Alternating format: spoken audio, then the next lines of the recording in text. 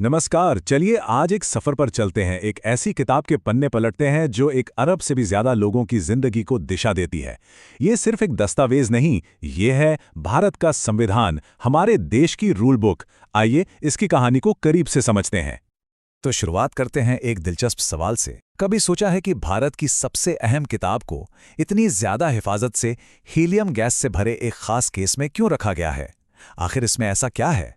इस सवाल का जवाब ही हमें इस किताब की असली कीमत बताता है। और इसका जवाब है क्योंकि ये कोई आम किताब नहीं है, ये भारत का संविधान है। एक ऐसी रूल बुक जो पूरे देश को एक साथ बांध कर रखती है, और जाहिर है इसे हर हाल में सहेज कर रखना ही होगा। अच्छा, तो सवाल ये उठता है कि किसी भी देश को नियमों की जरूरत ही क्यों पड़ती है? आखिर एक संविधान क्यों चाहिए? इसे समझने के लिए चलिए खेल के मैदान में चलते हैं। सोचिए जरा, कबड्डी का एक जोरदार फाइनल मैच चल रहा है। एक बहुत ही जरूरी पॉइंट पर बहस छिड़ जाती है। अब क्या होगा?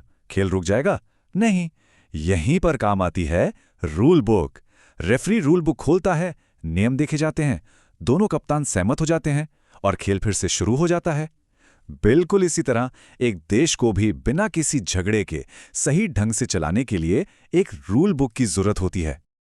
और हमारा संविधान ठीक यही काम करता है। ये वो दस्तावेज है जो बताता है कि भाई सरकार कैसे बनेगी, उसकी ताकत क्या होगी, और सबसे जरूरी बात, देश के नागरिकों के अधिकार क्या हैं और उनके कर्तव्य क्या हैं। तो अब ये समझना तो बनता है कि आखिर ये रूल बुक बनी कैसे। सोचिए, एक नया नया आज़ाद हुआ देश, इतनी भाषाएं, इतने धर्म, इतनी विविधताएं, ऐसे देश के लिए एक संविधान लिखना कोई मामूली काम तो नहीं था। इस बहुत बड़े काम के लिए एक संविधान सभा बनाई गई और इसमें थे 299 सदस्य। ये सिर्फ नेता नहीं थे, बल्कि भारत के हर कोने से, हर समाज से और हर पेशे से आए वो लोग थे जिनकी आवाज़ मिलकर नए भारत का भविष्य लिखने वाली थी। उस सभा के पहले अध्यक्ष डॉक्टर सच्चिदानंद सिन्हा के इन शब्दों से उस दौर की सोच का अंदाजा लगता है। उनका मकसद सिर्फ नियम बनाना नहीं था, बल्कि एक ऐसा भारत बनाना था जो दुनिया में सम्मान के साथ खड़ा हो सके। इस पूरी प्रक्रिया में दिन रात की मेहनत लगी। दिसंबर 1946 में काम शुरू हुआ और लगभग 3 साल बाद नवंबर 1949 में जाकर ये पूरा हुआ। और आखिरकार 26 जनवरी 1950 को हमारा संविधान, हमारी रूल बुक लागू हो गई। तो इतनी बड़ी किताब लिखने के लिए, इतने सारे नियम बनाने के लिए आइडियाज कहाँ से आए? किन बातों ने हमारे संविधान को वो रूप दिया जो आज है? चलिए देखते हैं। देखिए, हमारे संविधान बनाने वालों ने 3 मुख्य जगहों से प्रेरणा ली। एक तो हमारे अपने स्वतंत्रता संग्राम के महान आदर्श, दूसरा भारत की हजारों साल पुरानी संस्कृति, और तीसरा दुनिया के दूसरे देशों के संविधानों से अच्छी अच्छी बातें सीखी गईं। ये देखना बड़ा दिलचस्प है कि कैसे दुनिया भर के बेहतरीन विचारों को हमारे संविधान में जगह दी गई। जैसे फ्रांस की क्रांति से स्वतंत्रता और समानता का विचार आया, आयरलैंड से ये सीखा कि सरकार को किन लक्ष्यों पर काम करना चाहिए, और अमेरिका से एक आज़ाद न्यायपालिका का आइडिया लिया गया।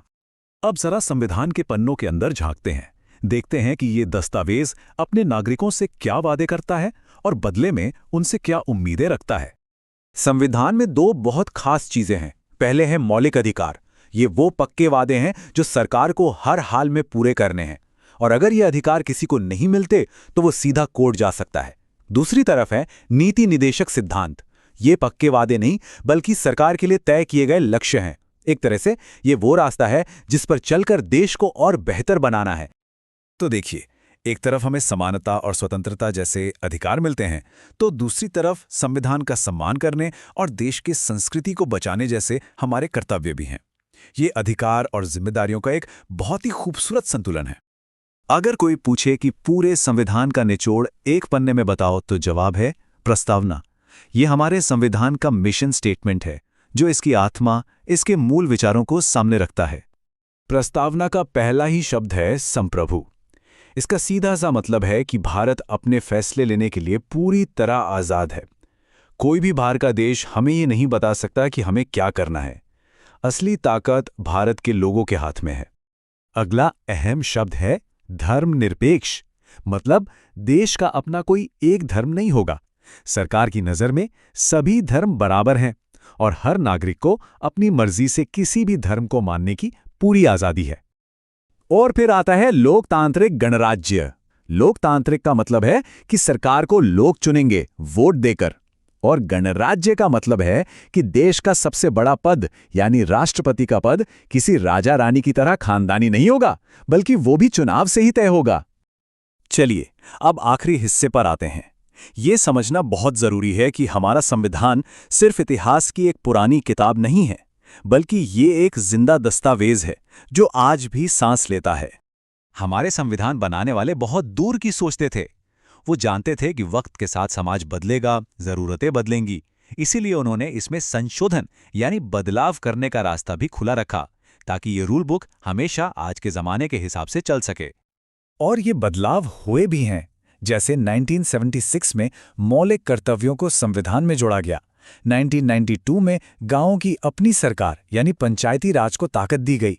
और तो और 2004 में एक कोर्ट के फैसले ने कहा कि अपने घर पर तिरंगा फहराना भी एक मौलिक अधिकार है।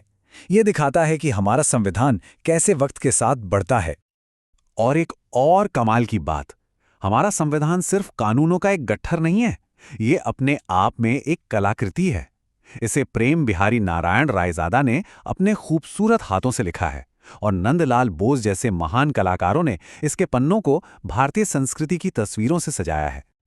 तो ये रूल बुक 70 साल से भी ज्यादा पुरानी है, लेकिन इसकी कहानी अभी खत्म नहीं हुई है। और ये हमें एक बहुत जरूरी सवाल के साथ छोड़ जाती है, इसका अगला अध्याय कौन लिखेगा? जवाब है हम सब, इस देश के नागरिक।